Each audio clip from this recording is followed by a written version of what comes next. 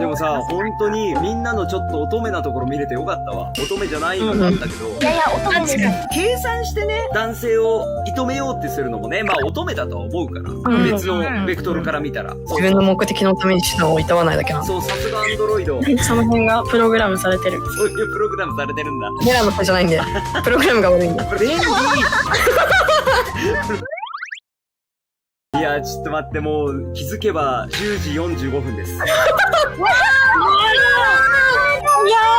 もうデンディ半分諦めてたから、9時半ぐらいのタイミングで、10時半に終わるの無理だなって諦めてたから、よかったらぜひまたこの回ができたらいいなってデンディは思ってるんで、個人だけで配信してるところでは見えないところも見せていこうっていうのがね、この配信のいいところなんでね、次はちょっとまた違う質問とか、そういうのをしていきたいと思いますんで、よかったらまた遊びに来てください。